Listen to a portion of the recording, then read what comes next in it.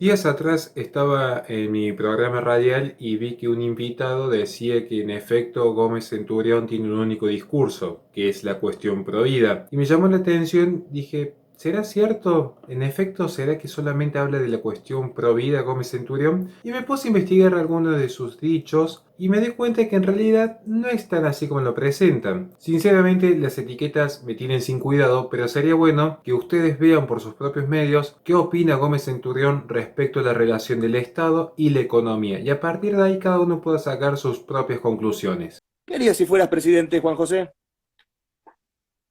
Wow, hay una lista de cosas para hacer, ¿no?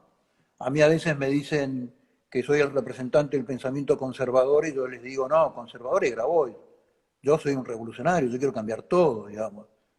Eh, Grabois, ni Del Caño, ni la izquierda Caniche quieren cambiar absolutamente nada porque viven de esto, digamos. Con lo cual, yo lo que quiero es transformar la Argentina, transformar las relaciones de la sociedad y el Estado, eh, volver a resignificar un proyecto de nación que la política argentina canceló en 1983, canceló un proyecto de nación que tenía 170 años con problemas, con defectos, con un montón de cosas, pero que había funcionado 170 años. La Argentina era un país que socialmente funcionaba, tenía una movilidad social que era envidia no solamente de los países de América, sino países de Europa. Eh, Tenía un desarrollo económico social sostenible, Argentina producía, exportaba, los argentinos ahorrábamos, yo aprendí a ahorrar de chico, a mí de chico mis abuelos o mis familiares no me regalaban juguetes, nos regalaban las estampillas de la Caja Nacional de Ahorro Postal, que eran las estampillas que ponías en una libreta y era tu inicio del ahorro desde tu infancia, digamos. Bueno, ese país hay que volverlo a instalar. Entonces, algunos dicen que esto es nostalgia, no es nostalgia. Nosotros cuando hablamos de la historia de la Argentina, lo que estamos diciendo los argentinos ya fuimos capaces de hacerlo. No Claro. es que estamos diciendo hay que ir a la luna y nunca lo hicimos. Esto ya lo hicieron nuestros abuelos. ¿Verdad? Claro. Nosotros, la política argentina volcó una calecita que era involcable. Yo crecí en un país de un 5% de pobres, con 10.000 problemas. Y el 5% de pobreza era una pobreza rural, era la pobreza de no tener acceso a determinados bienes de consumo o servicios, pero era la pobreza del chancho, de la gallina y de los huevos todos los días, digamos, y de la huerta atrás de la casa. Entonces, esto ya lo hicimos los argentinos. Entonces, lo que nos está pidiendo la historia no es cruzar los Andes de nuevo, ya los cruzó San Martín. Lo que nos está pidiendo la historia es que ordenemos los recursos de este país en un plan a 10, 15 años y nos pongamos a trabajar. Que permitamos a la gente trabajar, que las leyes laborales sean sencillas, que bajemos la cantidad de impuestos, que la relación entre la sociedad y el Estado vuelva a ser razonable. A ver, tu abuelo y el mío, no, tenemos una generación de salto, pero no importa, eh, pagaban un Estado que era brillante, que daba todos los servicios, que era un Estado de excelencia, la mejor educación, la mejor salud, la mejor defensa, la mejor seguridad, y le salía el 25% de sus ingresos. El Estado Nacional en el Producto Bruto Interno de la Argentina era el 25%. Hoy el Estado fallido, que no es capaz de dar ningún servicio como la gente, es el 54% del PBI. El collar es más grande que el perro. El Estado es más grande que la sociedad que lo paga, lo contiene y lo sostiene. Sí. Y ustedes, desde el punto de vista de lo que está pasando hoy en Argentina, si tuvieran sus posibilidades, dirigir lo que sería el sistema de seguridad, la defensa de la Argentina, ¿qué medidas tomaría al respecto?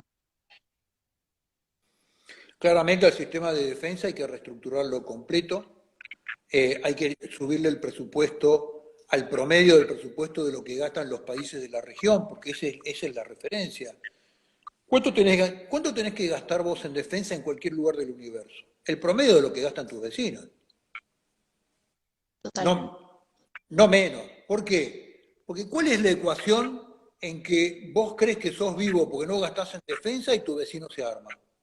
Y tu otro vecino se arma, y tu otro vecino arma un proyecto de submarinos nucleares, y el otro vecino compra tanques nuevos, y el otro vecino compra helicópteros nuevos. ¿Por qué crees? ¿Porque son giles? ¿Y vos sos el único vivo? No, vos sos el único idiota.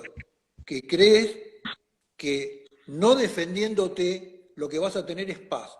Cuando vos no tenés un sistema de defensa, lo que generás son conflictos. ¿Por qué? Porque todo el mundo va a venir por tus objetivos estratégicos, y va a venir por tus recursos, y va a venir por tu territorio. ¿Por qué? Porque sos el que no se defiende.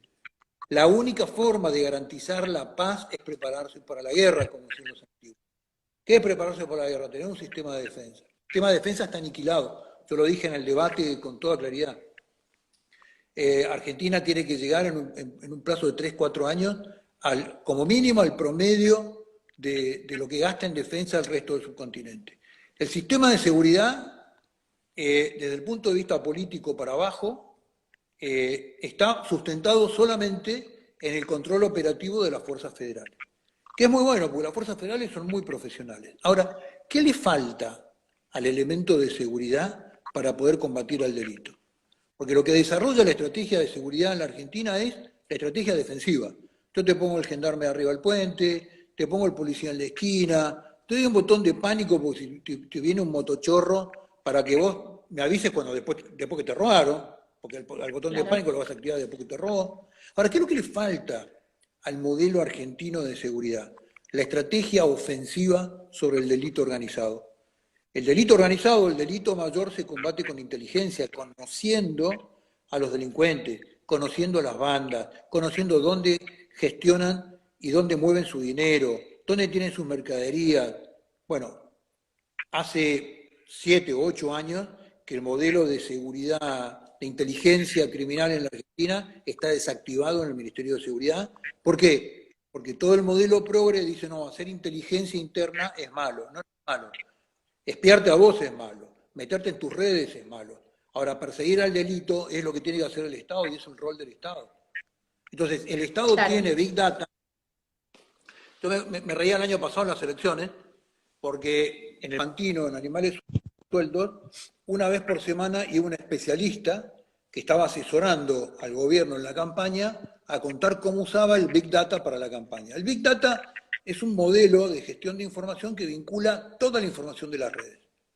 Entonces, el tipo te contaba y te decía, mira, si vos le das like un viernes a la noche a una publicación de Macri, te van a identificar dónde estás, cuál es dónde vivís, cuándo usás las redes, qué redes usás, qué tipo de publicación te gusta, y ahí te van a segmentar y a partir de ese momento te van a bombardear. Ahora, el Estado usa Big Data para identificarte a vos como votante y bombardearte con propaganda, pero no para perseguir a los delincuentes. No para interceptarles el teléfono y ver con quién se juntan. No sé si soy claro con lo que te digo.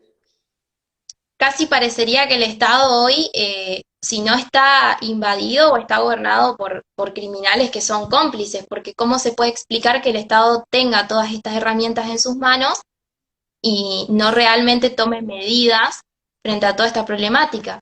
Y hoy creo que la sociedad se está planteando un poco eso. Para el progresismo, el delito es una consecuencia de culpabilidad de la sociedad. Totalmente. Por eso te vuelvo a repetir, el delincuente es casi un escalón revolucionario. Eso es lo que instaló el progresismo. Que el delito se produce en la Argentina porque hay pobres, países del mundo que son pobrísimos y no hay delito. El delito es un tema cultural, no es un tema económico. Los pobres no roban, los pobres no asaltan, los pobres no asesinan. Entonces, todos esos paradigmas del progresismo ha traído durante 40 años, además, munida de una teoría del derecho abolicionista del Estado, disfrazado de garantismo, porque la verdad que no es.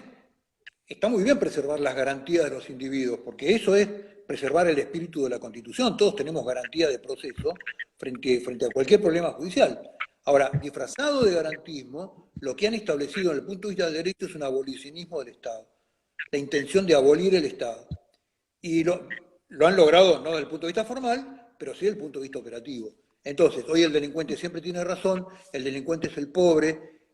Yo digo, a ver, y lo digo con todo respeto y con todo respeto humano por una persona que ha delinquido y está cumpliendo una condena. Pero yo digo, si un policía tiene que arriesgarse a ser contagiado, si una enfermera que gana 25.000 pesos tiene que arriesgarse a ser contagiada.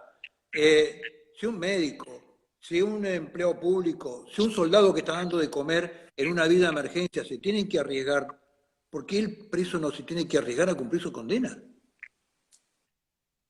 ¿Cuál es Totalmente. ¿Por qué uno sí y otro no, digamos? Entonces, Sí, digo, también. en este cambio de roles que hace el progresismo para toda la sociedad, menos para ellos, siempre el delincuente es una víctima, cuando en realidad el delincuente es un victimario. Lo mismo que hicieron con los 70, disfrazar los victimarios de víctimas, hacen con el delito. Disfrazan a los victimarios de la sociedad, disfrazan al lobo de cordero y disfrazan al lobo de víctima. Cuando es el lobo, y el lobo tiene que estar adentro de la cárcel.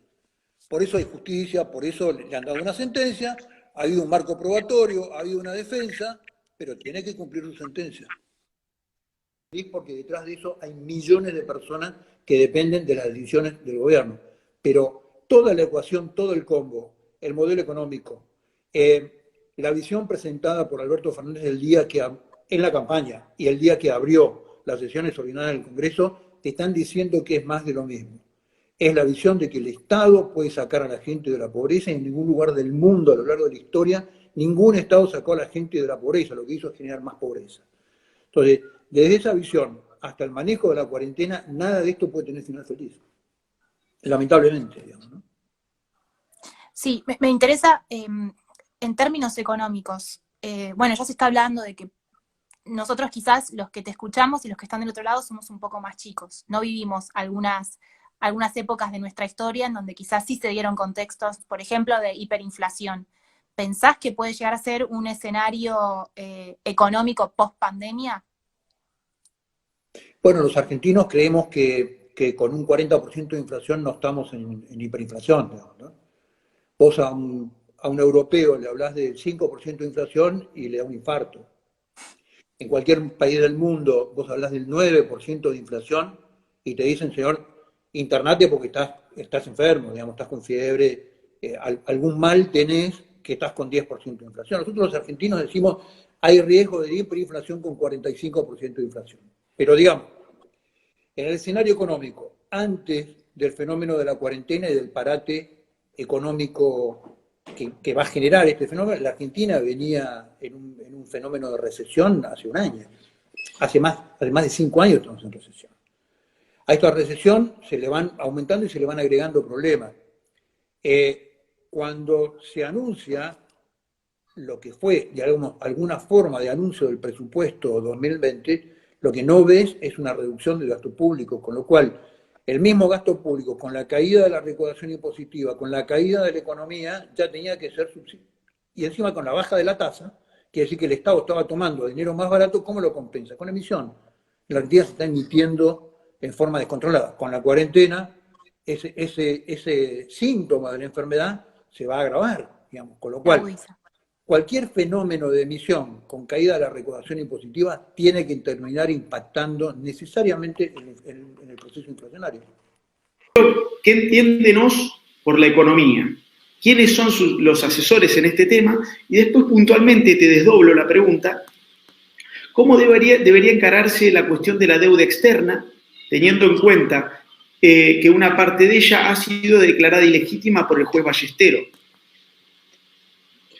Bueno, vamos a arrancar con el tema de la economía, pues es una pregunta muy interesante. En general, los sectores que no son progresistas y que no vienen de cualquier vertiente del marxismo y que no son liberales, desde el punto de vista, digamos, de concebir el modelo de relación económica como el valor primario de una sociedad, están ahí flotando entre el dirigismo estatista y alguna corriente liberal. Y yo creo que nosotros tenemos producto de la doctrina social de la Iglesia, tenemos una vertiente muy clara. Nosotros lo que decimos es, nosotros no estamos ni de acuerdo ni con la dictadura del Estado ni con la dictadura del mercado. Nosotros lo que decimos es que una comunidad traba y genera toda una serie de lazos que son de carácter natural e interactivo. pero primariamente interactúa con valores, interactúa desde un punto de vista moral, interactúa desde un punto de vista social y además interactúa desde el punto de vista económico. La economía no es un conjunto de señores con galera decidiendo el valor de la bolsa. La economía es lo que nosotros hacemos todos los días. El fenómeno de la economía de este país, que hizo grande este país, era el laburo de nuestros abuelos. Eran los canos y gallegos que pasaban todo el día laburando. Claro. El fenómeno de la grandeza de este país era una sociedad pujante con un Estado pequeño, poderoso, inteligente y que sabía lo que tenía que hacer. La economía del país de nuestros bisabuelos, el Estado que daba relaciones internacionales de primer nivel, la mejor educación primaria gratuita y obligatoria que radicó en analfabetismo primero en el mundo, la mejor atención pública, cartero, ferrocarriles de primer nivel, gas, luz, flota fluvial, flota mercante. Ese Estado le salía a nuestros bisabuelos el 25% de sus ingresos. ¿Entienden lo que les digo, no? Sí. Porque la final lo que hablas del tamaño del Estado, muchachos, el problema no es el tamaño del Estado, el problema es el tamaño de la sociedad, no del Estado. Estados Unidos tiene el Estado más grande y más caro de la Tierra, punto. Pero ¿saben qué? Tiene una sociedad que es tan pujante que es capaz de sostenerlo. Entonces, cuando mucha gente habla desde... Acá los que dicen que defienden el Estado destruyeron el Estado durante 40 años. Sí. Pararon los ferrocarriles, vendieron las empresas, las joyas de la corona las vendieron por 2 monedas y se quedaron con el vuelto. Kirchner se quedó con los 750 millones de la venta de YPF y de las regalías en la provincia de Santa Cruz. Sí. Pararon la flota fluvial, hundieron la flota, destruyeron las Fuerzas Armadas, regalaron el correo, destruyeron el Estado. Todo. Entonces lo que digo es, hay veces que nuestros sectores tienen como una concepción estatista que no logran explicar. Yo no confundo la patria con el Estado. Yo no confundo la nación con el Estado. Lo que nosotros tenemos es un fuerte sentido de las relaciones y las interconexiones que genera la sociedad. Y en ese intercambio de valor, uno de los valores es el valor económico. La economía va de abajo para arriba. Y por eso es que funciona el principio, tal cual como hablamos de la doctrina social de la Iglesia, el principio de lo subsidiario. La organización más grande no tiene que hacer lo que tiene que hacer la organización más chica. Exacto. Y el Estado cuando interviene, frente a un problema, tiene que intervenir, solucionar y salir del problema, no quedarse. Cuando el Estado ve que, por ejemplo, hay un problema de caminos rurales, lo que tiene que fomentar es hacer un consorcio con los sectores productivos, con las municipalidades, hacer lo que funcione y salir de ahí. La intervención del Estado con respecto a la sociedad es el mismo modelo de intervención que nosotros tenemos con la naturaleza. Cuando nosotros vemos un río que en algún lugar nos puede generar condiciones de riego favorables para el futuro o energía eléctrica, intervenimos en un lugar del río, le hacemos un dique, respetamos el flujo de los ríos, sacamos la electricidad, generamos, pero no molestamos al resto del río. Ese es el modelo de intervención del Estado. Entonces lo que digo es, no somos ni el estatismo socialista, ni somos la tiranía del mercado. Lo que nosotros creemos es realmente unas interacciones económicas de la sociedad y de la libertad individual que debe tener la sociedad para poder ejercer esas interacciones económicas. Claro. Sí, una visión realista, ¿no? No ideológica. Principio de subsidiariedad. Leandro, vos dijiste la palabra, es no ideológico, nosotros no tenemos una ideología. Mira, hay un principio, un gran pensador que es Borrás, que él decía, hay un pragmatismo ordenador en las cosas, uno tiene que ver cuáles son las cosas que funcionan. Previamente, y de acuerdo a eso, ir ordenando, ir solucionando el problema. Nosotros no tenemos visiones ideológicas, nosotros no tenemos ni la visión perfecta del homo faber, ni la visión perfecta de los homos económicos del liberalismo. Nosotros decimos, el hombre es un ser creado, de naturaleza caída, que tenemos todo por aprender. Y en eso tenemos que ir armando el mejor modelo en base a la cultura específica de cada sociedad. Por eso es que tampoco tenemos una visión universalista. Yo no me atrevería a ir a decirle a los paraguayos, miren, hagan lo que yo estoy diciendo porque va a haber un cambio.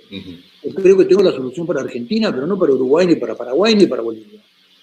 Claro, claro, claro. Las ideologías totalitarias que parten de este divorcio con la realidad tienen como principios totalizadores universales. Porque un país así es inviable, como decía recién.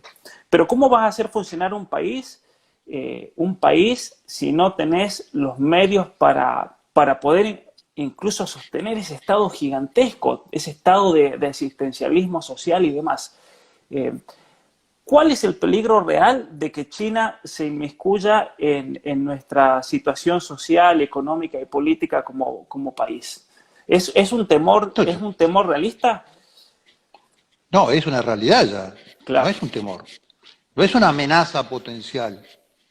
Argentina es el único país de Latinoamérica que tiene una base china, una base con capacidad electrónica, con capacidad de guerra electrónica, con capacidad satelital, que se opera remota desde China, en el medio de la provincia de Neuquén. Esto ya es real. Entonces, si Argentina no genera un proyecto de nación en los próximos 15 años, con déficit poblacional, con concentraciones poblacionales que indican, por otro lado, vacíos territoriales de poder absolutos, con un despliegue de recursos naturales que pueden no ser extremadamente enormes, pero que están concentrados en una sola geografía. Ciertamente. Desde Sí. litio, petróleo, agua, gas. Entonces, todo eso concentrado en un mismo esquema político. Entonces, la pregunta en la Argentina es quién elige los gobernantes. Esta es la pregunta del millón, porque en la Argentina los gobernantes no son idiotas, pueden ser más torpes, menos torpes, pueden tener mayor capacidad de implementación o menor capacidad de implementación. El tema es quién los elige, y no los está eligiendo el pueblo argentino. Cuando vos mirás el listado de los confiables en Open Society, por ejemplo, la organización de Soros a través del mundo, vas a ver a los dirigentes argentinos que toman las decisiones todos los días en la Argentina. Entonces, ¿quién está eligiendo y de dónde se eligen los presidentes, los ministros, los hombres que toman el presidente del Banco Central, los hombres que toman las decisiones importantes de Argentina? Si nosotros no revertimos eso, el mundo global, los centros de poder globales tienen sobre la Argentina y sobre el mundo, que dan una visión neomalthusiana, pero ya no con respecto al alimento, sino con respecto a todos los recursos naturales. Claro. ¿Cuál es la visión neomalthusiana de este proceso? Ustedes, todos los países del subcontinente, mantienen y sostienen la pobreza, son corruptos políticamente, piden plata y se la gastan, consumen recursos naturales, consumen recursos no renovables, contaminan y producen poco. Por ejemplo, lo menos que pueden hacer es dejar de tener hijos. Claro. Todo este tipo de razonamiento viene de estos modelos, comprados e implementados por funcionarios argentinos, porque acá no vienen funcionarios chinos a implementar las medidas. Estos los implementan funcionarios argentinos y el nivel de la dirigencia argentina son gerentes de los poderes internacionales. Sin tener conspiranoias ni visiones conspirativas, eso es un tema real. Ya. Los últimos 2 ministros de salud, Rubinstein y Ginés González García, los puso la Organización Mundial de la Salud y la Parent Health Organization. Digamos, no, esto no es un secreto, ni es una conspiración, ni es ninguna actividad de inteligencia. Esto está en los medios, está dicho por ellos, digamos. Claro, entonces, ¿quién elige al ministro de Salud en la Argentina? ¿Lo elige el presidente de la Nación? No. ¿Lo elige el pueblo de la Nación Argentina? No. Lo eligen de afuera. Así el canciller, así un montón de funciones vienen elegidas desde afuera. No, es realmente increíble. Yo lo vi muy claro en las últimas 2 elecciones, por eso cuando gente me preguntaba, decía, no pueden votar ni a Macri ni a Fernández. No se puede porque los dos juegan para intereses internacionales, extranjeros, de dominación de nuestra patria. Hace poquito hice un video, hace 2 semanas, y lo hice porque estaba muy enojado en ese momento. Trump había, sí, me salió un monólogo de 1 hora y media que mucha gente... Sí, lo vi, pues yo decía, parte de él. Sí, aquí el problema es el globalismo o el patriotismo. Estamos en esa disyuntiva. A mí me impresionó que Trump, por ejemplo, dice a la Organización Mundial de la Salud no le vamos a pagar más los $500 millones por los motivos ya sabidos. Argentina tenía la oportunidad de al menos con la excusa de la pobreza, con la excusa de la situación económica, no pagarle los $4.300.000 que le llegó el 31 de marzo, porque eso el que quiera puede ir a mi página web y verlo ahí, tengo el link. La Organización Mundial para la Salud le manda a la Argentina la boleta. Esto es solamente el parte de la Organización Mundial para la Salud, dejemos el resto que le tiene que pagar las Naciones Unidas. $4.300.000 con el problema de salud pública que tenemos. Argentina tenía la oportunidad de haberle dicho que no a un corte de manga a la Organización Mundial para la Salud y se bajaron los pantalones. Felipe Solá manda una carta de apoyo tanto a Tedros de la OMS como al gobierno chino, lo cual es una locura. O sea, desde el punto de vista geopolítico, al menos quédate callado si no te la querés jugar, porque otros países no se la jugaron. Pero Argentina se la jugó. Pero Pablo, vos estás pidiendo que el perro muerda la mano del amo, digamos. Esto no va a pasar. Claro.